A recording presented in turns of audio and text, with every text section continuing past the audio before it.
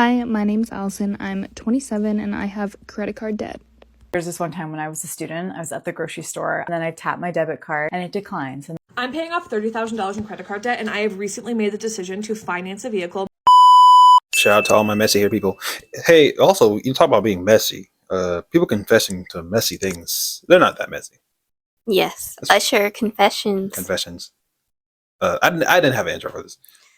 Anyway, so people are finally confessing on TikTok about like their bad financial decisions, like things like that, or just like finances in general, things they've done, not necessarily bad all the time. But yeah, we're here to listen to them. It's interesting. Yeah, I'm gonna judge them too. No, I'm not. I don't judge people, well, out loud. Anyway. Yeah, we just listen and we learn from them. We discuss it. We learn. Fun. We listen. We don't judge. But sometimes we do. Well, at least in silence. Yes. Hi, my name's Allison. I'm 27 and I have credit card debt. Here is my debt confession update for the month of April.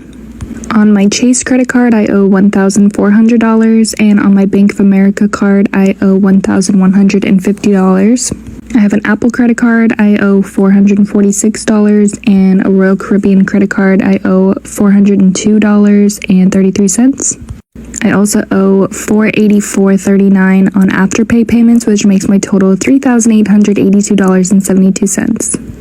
This is how I'm going to prioritize them because of the interest rates. Follow along to see how much I pay off this month. Hi. And I'm going to say that's just the average American. They ain't really nothing confessy. Yeah. I mean, like, it's not that bad. It's not that bad, actually. You know, people out here with 10,000 because they have like 20 credit cards. I truly only have one credit card. I don't, how many you have? One. It's always been one. I don't really see a reason to have multiple. Exactly. That's just if you want points for specific things, because like certain credit cards have certain benefits. So that would be like a reason. That would make sense. But other than that, like you definitely don't want to be using all of them and then having a balance on every single one of them. So yeah. Yeah. Not good. That's life, I guess. Yeah.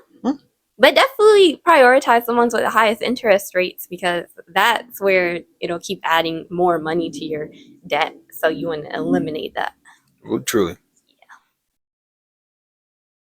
I'm paying off $30,000 in credit card debt, and I have recently made the decision to finance a vehicle. My car died on the side of the highway 2 weekends ago, and it was actually really terrifying because I was on the highway of all places, but it's dead completely. Something with like the pistons and the oil pan, and I don't really know, but like something broke, and then the oil pan broke because of the first thing breaking. It caused the oil pan to crack. All of the contents of my oil pan were on the side of the highway, and my car is just done. My only option now is to salvage it, and I might get between $500 and $700 for that. But the people that salvage it, like we've called and called and called, and they're just not responding, and we're having a hard time finding anyone else. So as of right now, my car is just like sitting at a shop. But I have located the vehicle that I would like to buy. Specific year and model of vehicle I would like to buy, and it's just a matter of finding one for sale in New Hampshire at a decent price. And this is where I flounder. I like negotiating at like souvenir shops. My husband doesn't negotiate, period. And then when it comes to actually like asking for a different price, I absolutely freeze. And if like, could I hire someone to negotiate for me and just be done with it? Because it's not very fun. We walked out of a place this weekend because it was so uncomfortable, and I have to do it again tomorrow, maybe Thursday. I think I have to do it again because my husband will just be like, oh, that's a good price. Yeah, we'll buy it for that price. And I'm always like, no, ask for lower. We have to ask for lower. So I don't know. Am I going to regret this decision? Maybe. Is it going to affect my ability to pay off debt? Probably. Who knows? I still plan to be credit card debt free by the first half of 2025. I think that's doable. It would require a lot of hard work and dedication, but I do think it's doable. I think the rest of it is where I might struggle a little bit. Like I wasn't ever planning to bring on more debt like this. I thought that at the end of 2025 or maybe even mid 2026, we could pay cash for a new car for me. But here we are. Here we are, buying a car while paying off debt. I'm gonna be real. I don't negotiate either. Me neither. Like, I have anxiety to be out here, like, no, give it to me for this price. Like, I don't know. And I don't know what things cost. I don't know what things cost, so you can legit tell me it costs like 100,000. I'm like, oh, that makes sense. No, no, it doesn't. I thought that like 2,000, like 20,000 was cheap for a car. I can't be real. Exactly. So that's why you just go to Facebook Marketplace.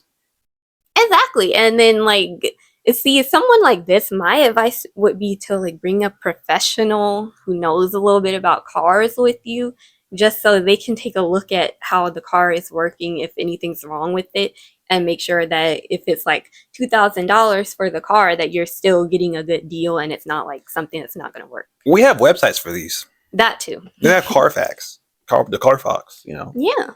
They're built on this. Exactly. But especially even though she's paying off a debt, like, things happen and it doesn't look like that she will be able to buy a car in cash. Because this person right here is saying you can't afford a car loan. Figure it out, sharing with husband for a month and buy something cheap in cash. Like, yeah, that's a good bit of advice. But if she can't afford to even do that at all, then she won't be able to do that. So the best thing is to just get like the cheapest car she can find that is actually in good shape. How expensive would a car rental be compared to buying a car for like Facebook Marketplace? Probably in the end wouldn't be worth it because a lot of these car rentals are like at least $30 a day. A day? Yeah. Mike, no, get out of here with that mess, man. I'd rather buy a broken down bike from side of the road. Yeah, at that point, like, maybe she might have to go into a little bit more debt for that because you have to have a car unless she can use like public transportation or maybe get like a e-bike or something. I don't know. Public transportation in America? I don't. There's other options than just a car, and like you can get rides or whatever, but it's like sometimes that's also not doable. So maybe if she could get like a credit card that has 0% APR for the year, and then she can like pay it off by the end of the year. Yeah, I'll say this most definitely. Legit at this point, I felt like the best bet would be to try to find something cheap on the internet, on the side of the road, share a car.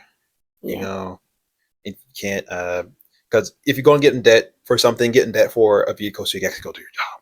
Exactly, because it is from like point A to point B. Don't try to look for the dream car that's going to be very expensive.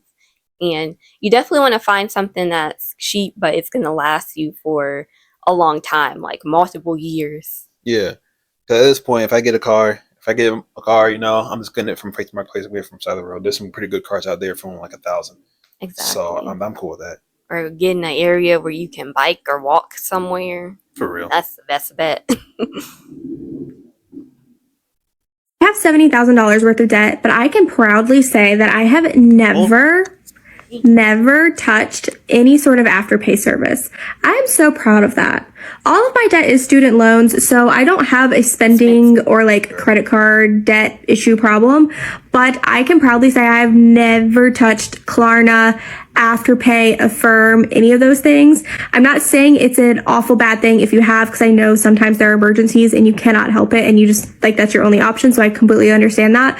But I am just proud that I've made it this far without even considering using one of those. Granted, the times I have bought stuff that maybe I couldn't technically afford, I just put it on a credit card. So it's kind of the same thing, but I think the interest rates and things are not as predatory as any sort of Afterpay service. I've seen so many horror stories of people who do that and then like they get caught up in the payments, they can't afford it some months, and like the interest rates on those are insane. It's even worse than a credit card, I'm pretty sure. So at that point, like you might as well just open up another credit card and buy stuff if you can't not buy stuff, you know what I mean? And live within your means, obviously live within your means, but if you need to spend money and cannot afford it, I feel like opening up a credit card is better than using any sort of Afterpay service.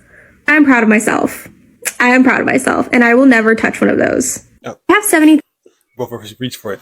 Truly, I would never touch it in my life. I have $1,000, like $1,000+ in credit card debt, and I would never, ever, ever touch an Afterpay or Klarna.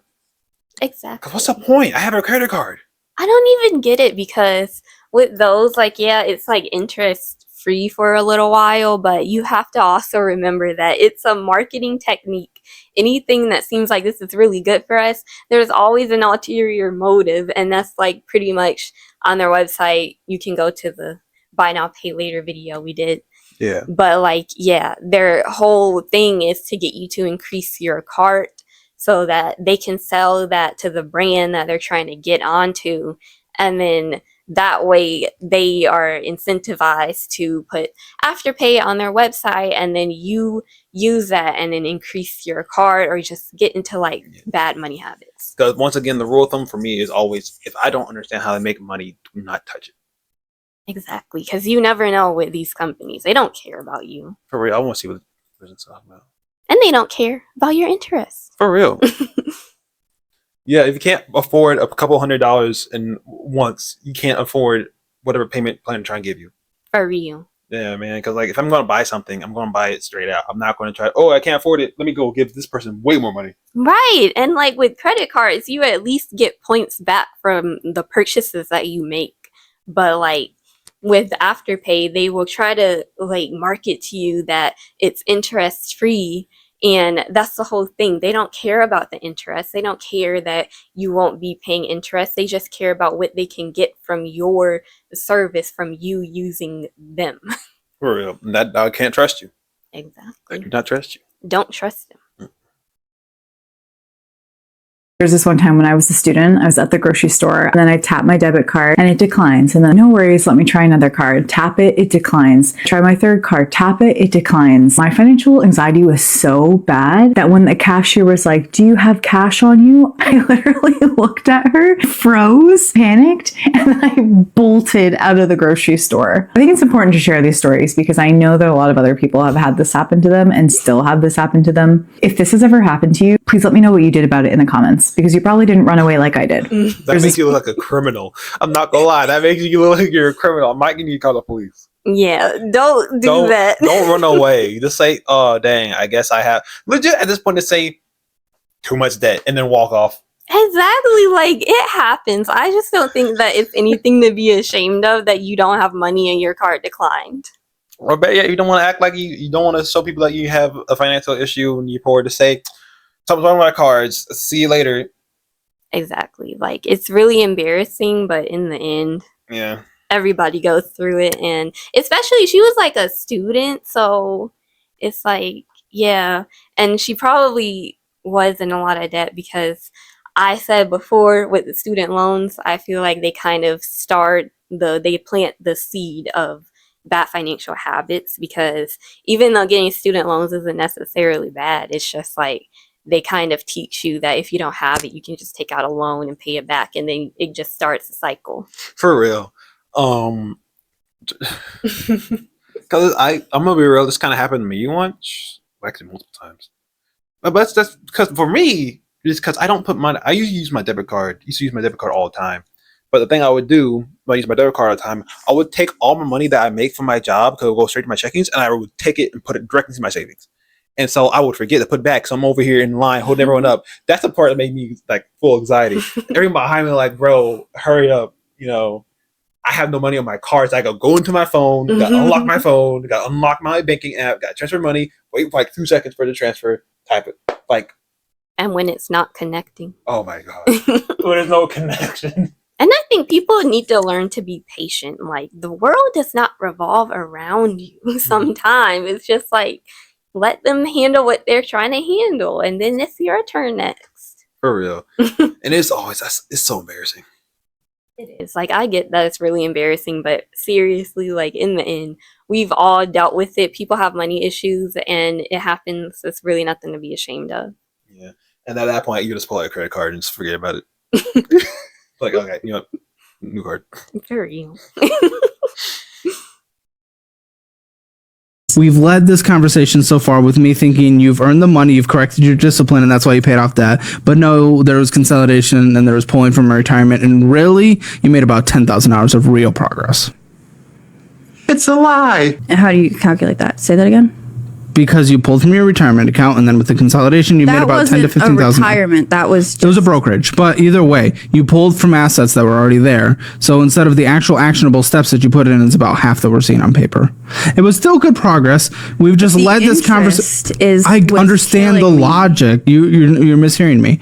I understand that. We've just led this conversation to believe that it was all behavioral changes that got us there in the first place, when half of it was a shortcut. Not a bad shortcut.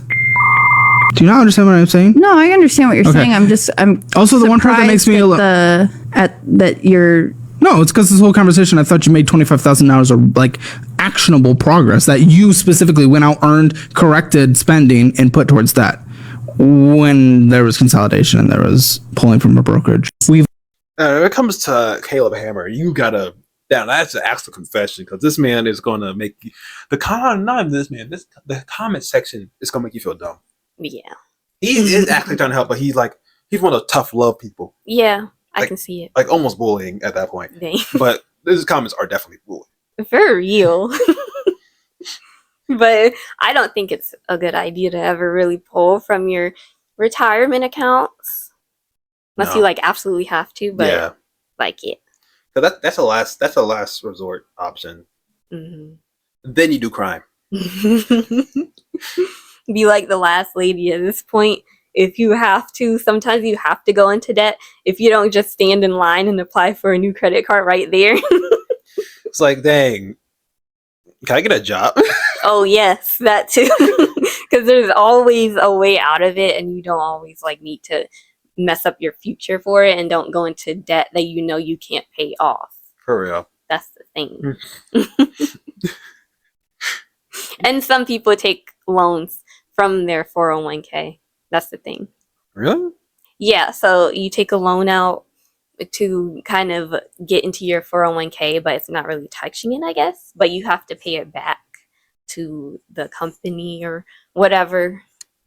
It's just really altogether not a great thing to do. It all sounds like it sucks. It does.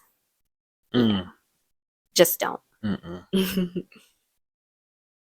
I actually don't talk about this a lot because I don't want what user $107$26 really has to say about it. I don't care what Bob with 0 posts and just a picture of him and his fish has to say about it. I don't care what Nancy with a Bible verse in her bio about being kind to thy neighbor has to say about it. I'm an investor. I've been an investor since I was 23. The first private equity investment that I've ever done, I 6x'd my money and it went public on the New York Stock Exchange, all by doing my own research and talking to the right people. And I just bought into another business. This December, I didn't even talk about it. It's a cash flowing business. It's a talent management agency. Regardless, I digress. I have so much hesitation. This will probably take me forever to post this video too. To talk about this stuff, it's hard for me to even put investor in my bio or talk about it at scale because I want to like cringe. How do we improve this? How do we improve this in us women? This imposter syndrome. Actually, I mean, just what people will always be up on you about how you invest. Exactly. They'll be up on you for anything. For real. Someone was up on us recently just for talking about stuff. Exactly. So like, it's just like, that's when it comes to investing. If you're not, wait, I'll be real. I have clowned someone for investing, but it was for an appropriate reason. They're investing in NFTs. Oh. Yeah. Not everything that says it's an investment is good. No, especially when it's legit. Like, I spent $10,000 on this digital picture. Please don't screenshot it. That's stealing. If it's not already set and it's the actual currency, then most of the time it's not going to be a good investment. Man, NFTs ruined Ethereum. Yeah. That was like Bitcoin too, and then they ruined it. So Everything's got to be ruined somehow. and that's why I don't really invest in cryptocurrencies. I'm going to invest in real businesses. I don't care who's in charge. I don't care if there's a Bitcoin president. I don't care if there's a current cryptocurrency president. Anything. I don't care. I'm investing in real assets, real money, real businesses until the economy crashes. And when the economy crashes, I'm going to keep investing into those. Exactly. And definitely do the research on any of those because you want to know like how it all works. What are their shares? How much does it cost? What's the growth pattern and all of that before you actually put your money into it. For real. Because there's a bunch of investments that go bad, but at least you're trying. Exactly. That's all it takes. All it takes is someone trying. Hmm. Don't fall for no Ponzi schemes. Please just don't fall for every investment thing online because not all of them are real. No. But you got any? I already said my confession. You got any confessions for financial confessions? Well, I guess one of the things that you're not supposed to do is kind of like live paycheck to pay off your debt, and that's what I did. Yeah. But it's paid off. Yeah. See, it worked. It did. You just have to be strategic, and if you want to take the risk, go ahead, but not all the time is it going to work out. Yeah. And I guess in total that was like 36,000. Yeah. That was a lot, and it was like 5 months. That's crazy. Yeah, for real. Living below your means really does help, as long as you can withstand it. It really does. Like, you'll be surprised how much sacrificing like a few things, going out to eat or whatever, will save you. Yeah. Good thing we don't really like nothing anymore, honestly. Yeah, we don't. That helps. It does. A lot. Well, that's all I got to say. You want to do the outro here? Well, thank you for watching the video. Please remember to like, comment, and subscribe, and share the video, and please get us to 1,000 subscribers. That's about all we got to say. Yeah. Leave your confessions down below. So I will Yes. judge you. Confess. Confess. Bye, guys. Bye.